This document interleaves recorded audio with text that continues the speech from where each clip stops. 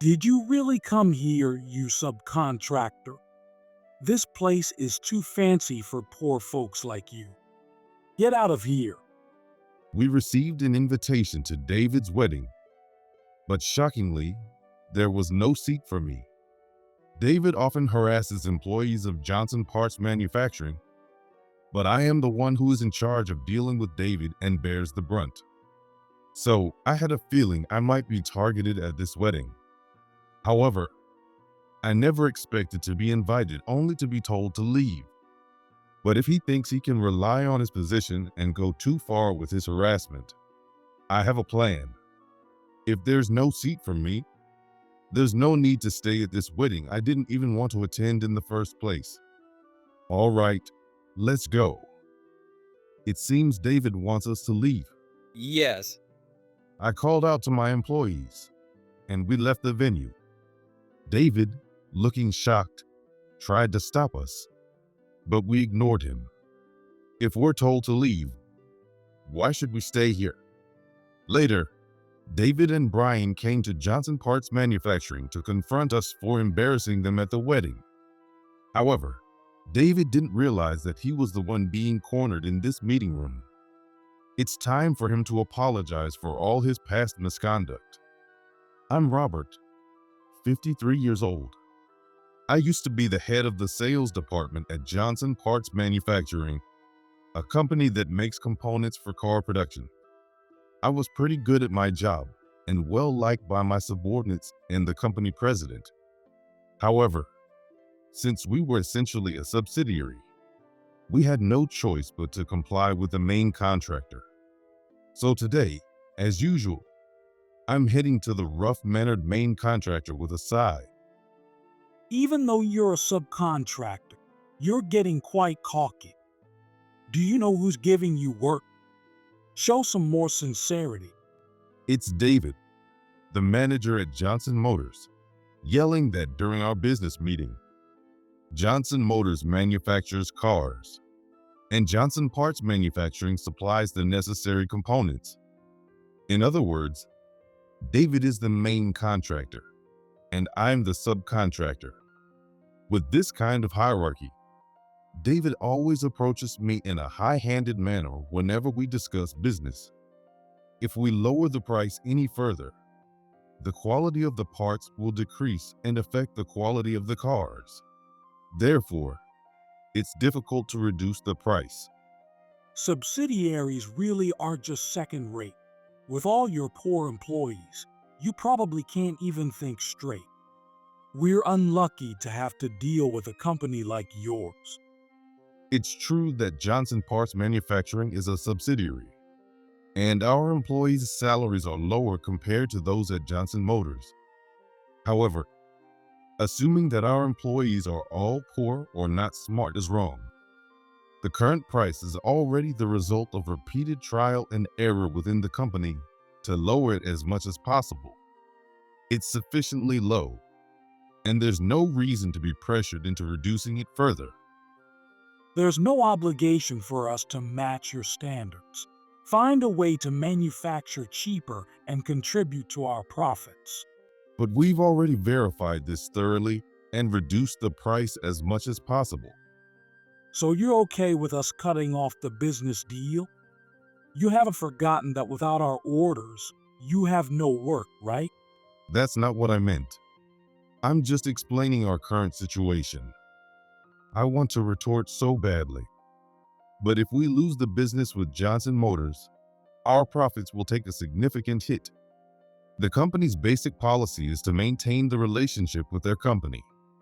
So, as the manager, I have no choice but to stand on the front line and somehow keep David in a good mood. Well, fine. I'll take this back with me. But don't think this is over. Yes. Thank you for considering it. I thanked him and left Johnson Motors. How long do we have to keep putting up with this just because we're the subcontractor? Completely exhausted, I sighed deeply as I headed home. There's a problem.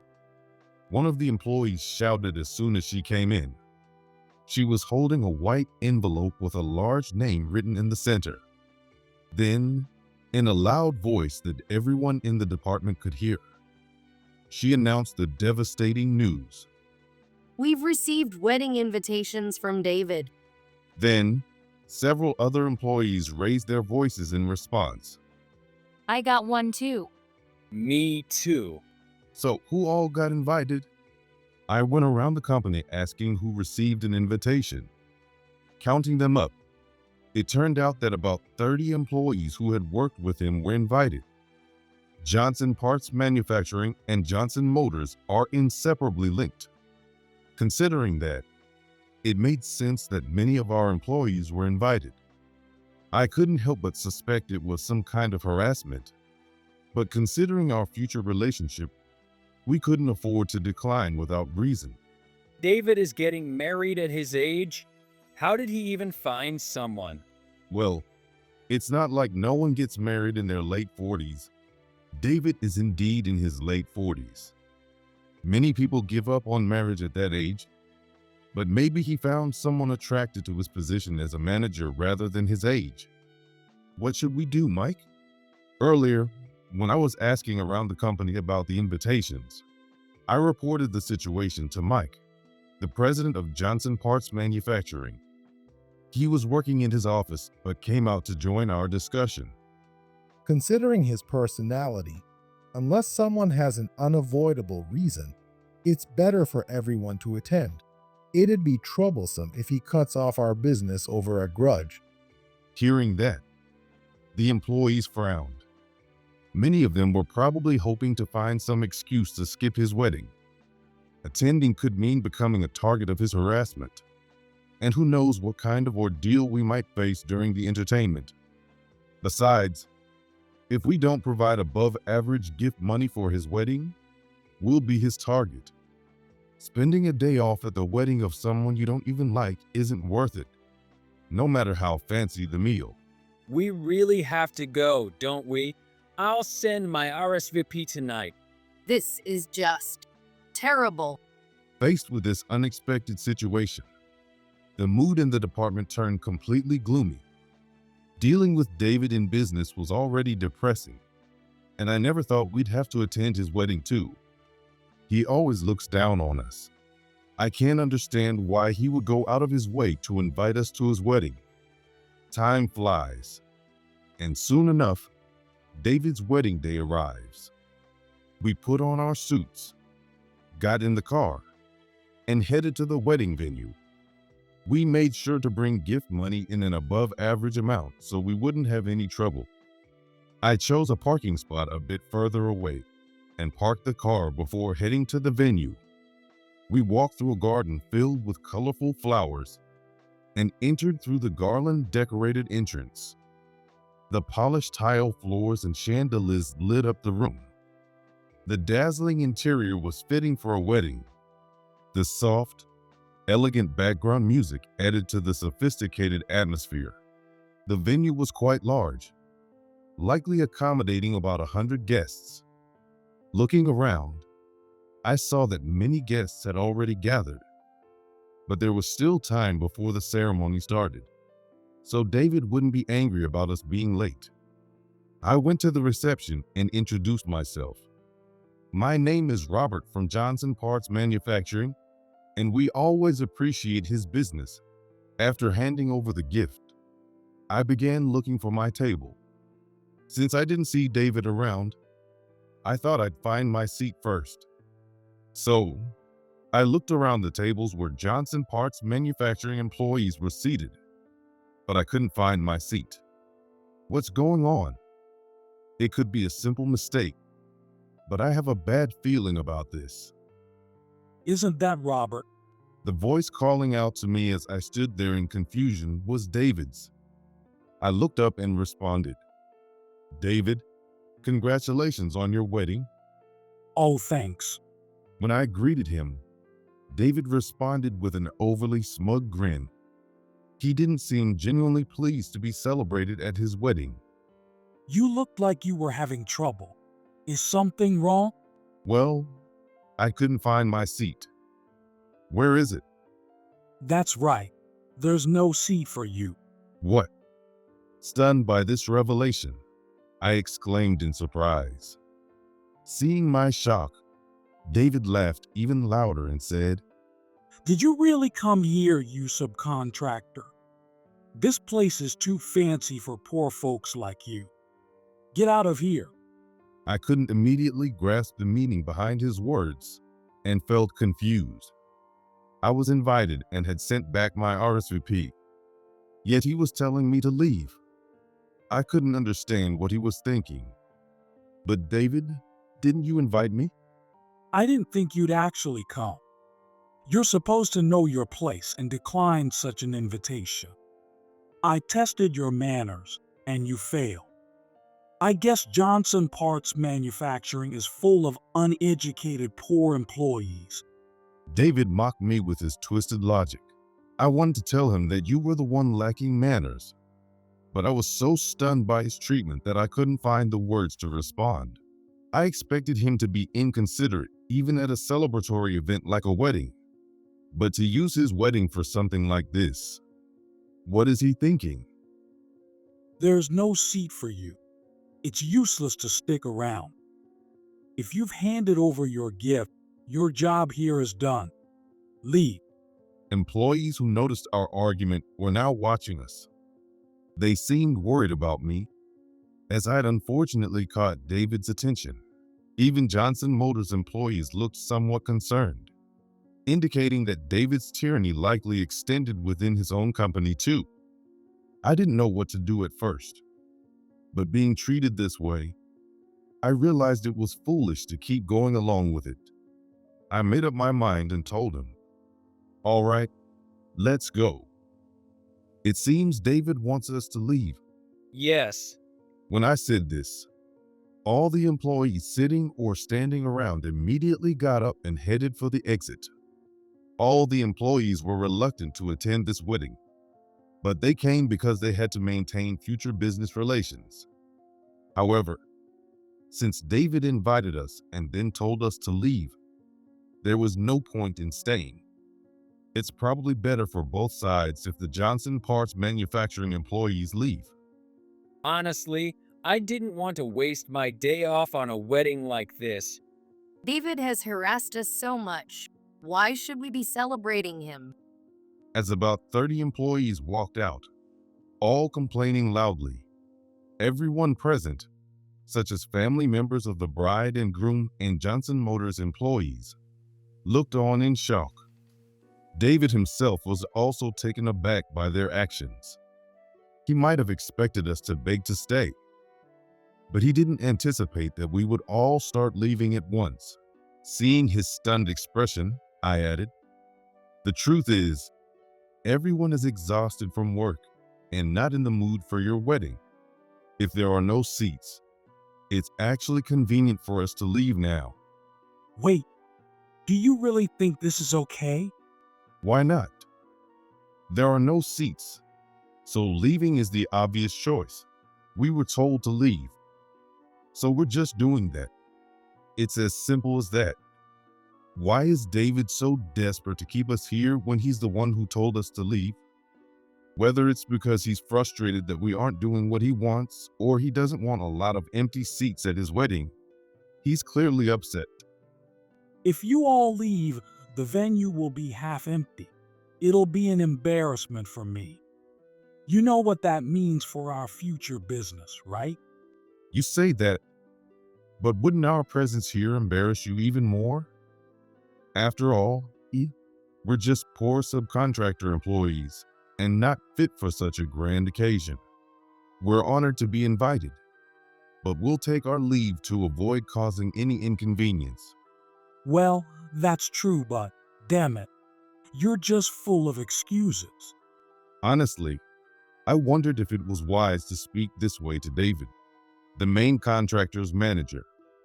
But if he was going to harass us even at a wedding, I couldn't just stay quiet.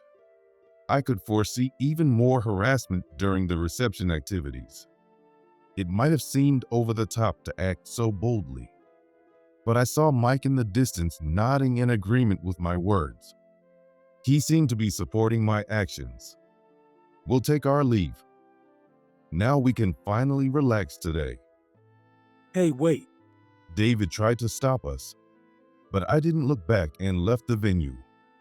Employees from Johnson Parts Manufacturing all walked out, leaving other guests, including those from Johnson Motors, in stunned silence. But no one tried to stop us or criticize us.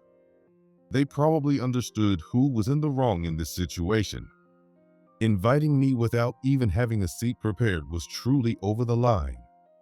As a result, many tables at the venue were left empty, creating a strange atmosphere. The remaining guests tried to keep the mood up, but with so many empty seats, it didn't feel like a celebration. Eventually, when I reached the parking lot, I spoke with Mike. Since we were far from the venue, David wouldn't chase us here. I'm sorry, Mike. I just lost my temper. It's okay. We've had concerns about David's attitude for a while. Besides, as the president, I have a duty to protect you. We have many other companies we can do business with, and if David keeps up his behavior, we'll stop dealing with Johnson Motors. Are you sure? They're our parent company. Yes, I'm sure. I would have preferred to keep the business relationship, but if he continues acting like this, there's no choice. Thanks to your efforts, we've gained many other clients, so we can sustain our operations without them. What worries me more is the toll David's behavior has taken on our employees. Mike respected my decision. Even though I was angry at David's attitude, I worried I might have overreacted. So Mike's words were a relief. Thinking about the future, I consulted with Mike. Do you think David will try something against us? That's probably unavoidable. But many people witnessed what happened this time. It's clear who was in the wrong, and this might be a good chance to settle some old scores. I'll handle it. Trust me. Can you really do that? He gave us the perfect opportunity to do so. Mike gave me a reassuring smile. I couldn't imagine what he had in mind, but he seemed to have a plan. David moved faster than I expected. After resting well on Sunday, I returned to work on Monday feeling refreshed. To my surprise, David showed up at our company. You really pulled one over on me yesterday, Robert. You made a fool out of me. He shouted in the entrance, calling for me. That alone wasn't too intimidating, but the problem was that he brought Johnson Motors president, Brian, with him. Having two powerful figures show up was overwhelming, and our receptionist looked troubled dealing with them. Bring Robert out. He's the cause of all this. You're not hiding him, are you?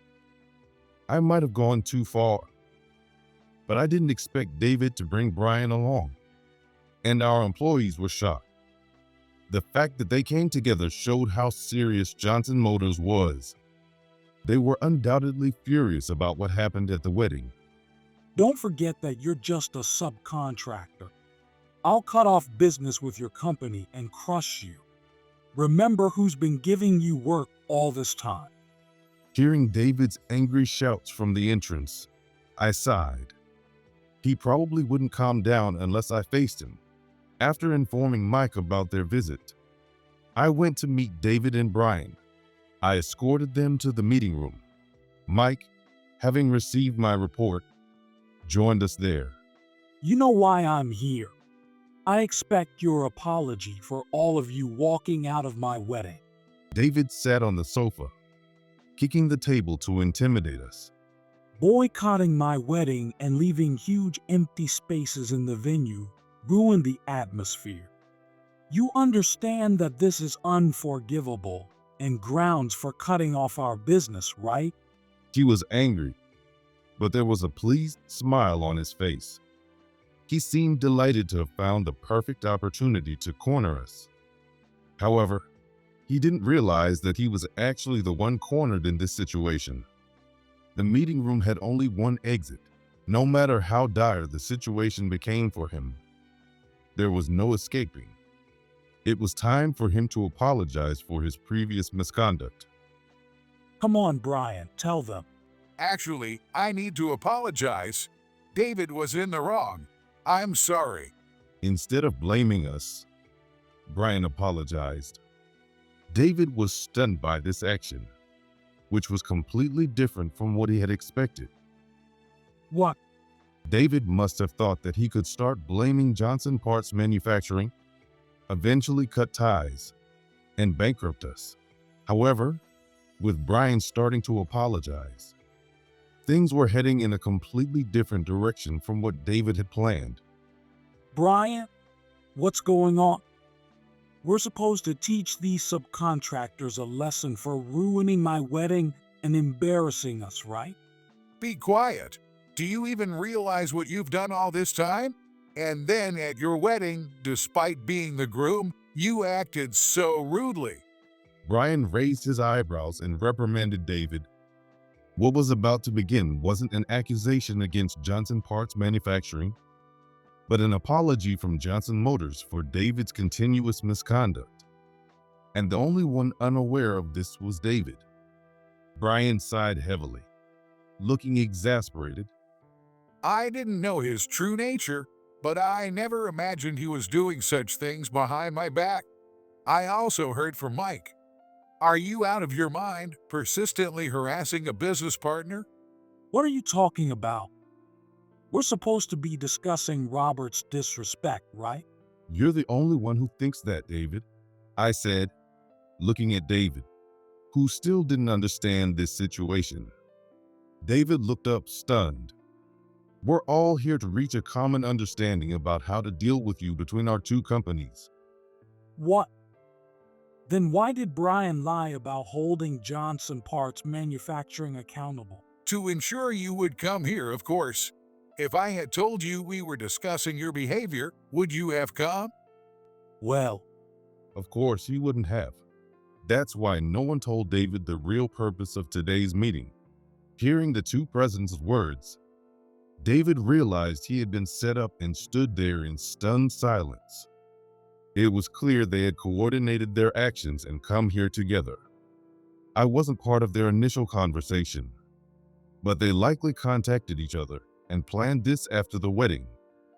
Brian had attended the wedding and witnessed David's outrageous behavior, so their strategy meeting went smoothly. I've already informed Brian about your constant rude behavior toward our company. We tolerated it because you were the main contractor, but you've treated our employees very poorly. Seeing your conduct at the wedding, I had no choice but to accept it. I used to think you treated everyone respectfully, but it turns out you were just hiding your inappropriate behavior. Having his misconduct thoroughly exposed, David trembled with frustration. He had planned to corner Johnson Parts Manufacturing, never imagining he would be reprimanded by both presidents. But David wasn't about to back down without a fight. I'm not the bad guy here. We're supposed to be talking about Johnson Parts Manufacturing today. I invited them to my wedding, and they left without notice, leaving the venue half empty. It was a disaster for our reputation, and the atmosphere was ruined. And whose fault do you think that was? Own up to your actions. You invited them and then called them poor and didn't provide seats. That's unacceptable. We can't do business with someone like you. Even a rookie knows better than to insult clients and lose business over it. As Brian's anger flared, David recoiled in fear. Watching David's pitiful state, Brian spoke. Mike, I'll be firing David after this. Will that be acceptable? Our company can't survive without doing business with you. We're fine with that condition. Your employees have generally treated us well. We'd definitely like to continue our partnership on that basis. If David was gone, I had no issue continuing business with Johnson Motors. The presidents were in agreement, but David, listening beside them, was clearly not. What? How can this be? We have plenty of other clients. It's outrageous to fire me and continue working with Johnson Parts Manufacturing. Are you choosing them over me? Do you even realize how rude your behavior has been? Insulting our partners is unacceptable. Moreover, our cars use special parts that only Johnson Parts Manufacturing can produce. If we ask another company to make them, they'll either charge us a fortune or turn us away. Yet you suggest we can just easily find another supplier? No way. David hadn't realized how valuable the parts Johnson Parts Manufacturing supplied were, and his face turned pale. He was supposed to teach us a lesson, but he's finally starting to realize that he's the one being cornered. However, he still didn't give up. No, this is absolutely wrong. These people are just poor subcontractors. Firing me, the manager, and choosing them is ridiculous, Brian. If you're calling me rude, they're just as bad.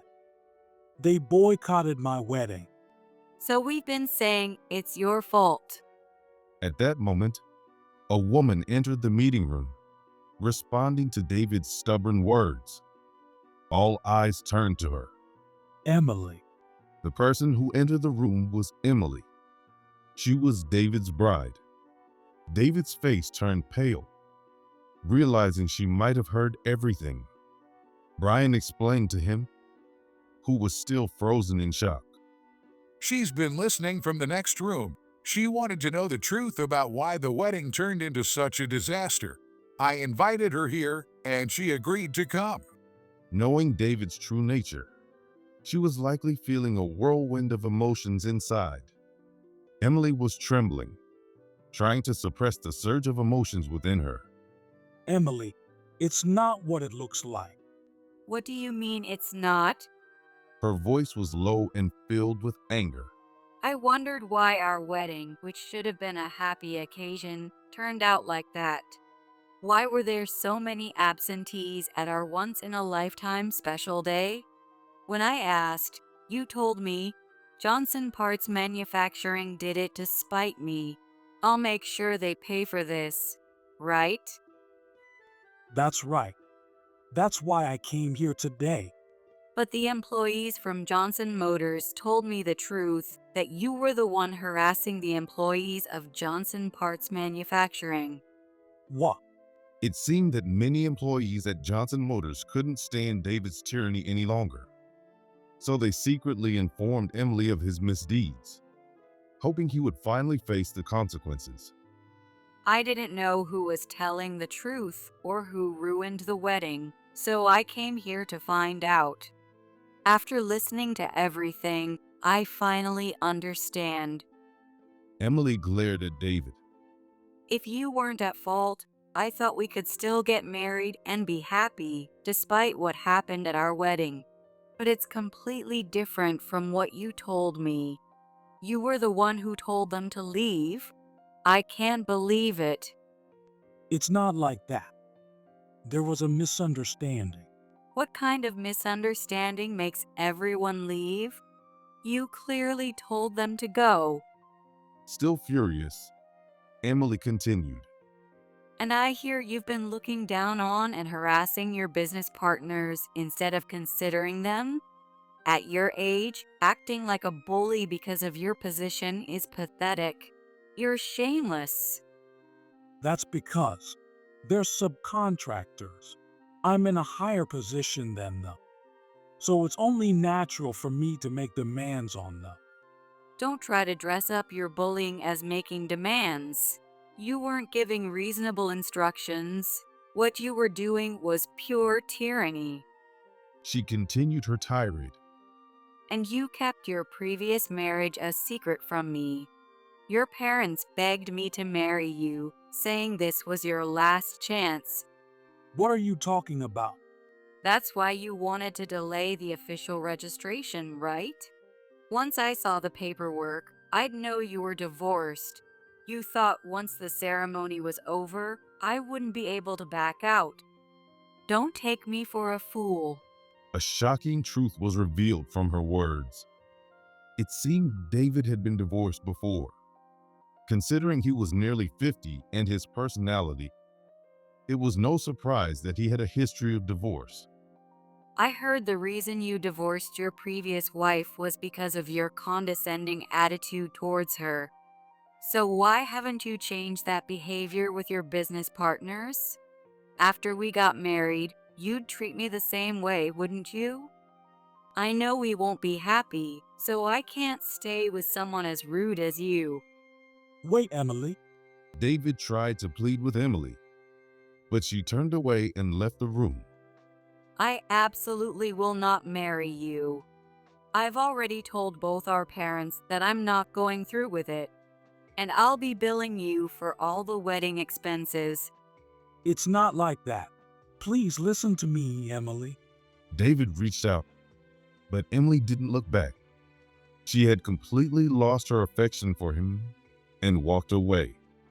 At nearly 50, he had found his last chance at marriage. But because of his arrogant behavior, he let that precious opportunity slip away. I exchanged a glance with Mike. We had said everything that needed to be said. With the appropriate measures taken, our issues with David would be fully resolved. As discussed with Brian, David was fired. With him gone, Johnson Motors became a much more pleasant place to work, and it became easier to do business with them. Our relationship with their company would only grow stronger, leading to mutually beneficial transactions. David's parents were already aware that Emily had left him, and that it was his own fault. Still, he continued to make excuses instead of reflecting on his actions, which led to his parents disowning him. As a result, he had to cover the nearly $80,000 wedding expenses on his own. He hadn't saved much to begin with, so the wedding expenses wiped out his savings. While looking for a new job to cover his living expenses, his bad reputation in the industry made it difficult to find employment. He ended up taking a part-time job at a restaurant, where his 2 divorces were discovered, and he was mocked by younger coworkers. I think that dealing with a variety of customers in such an environment might help curb his arrogance a bit. It's finally settled, Robert. Yes, thank you. If you hadn't talked to Brian, I don't think things would have gone this smoothly. In the now peaceful office of Johnson Parts Manufacturing, I spoke with Mike. The employees, who had been fed up with David's harassment, now enjoyed a much lighter atmosphere without that worry. While I had been apprehensive when invited to the wedding, it turned out to be a good opportunity to teach David a lesson. You've been doing a great job with sales. I'll be reviewing your salary. Keep up your good work. Really? Thank you so much. Mike has always supported me. I'm glad to work at a company with a president like him. I plan to continue working hard as the manager at Johnson Parts Manufacturing, contributing to the company and repaying Mike for his kindness.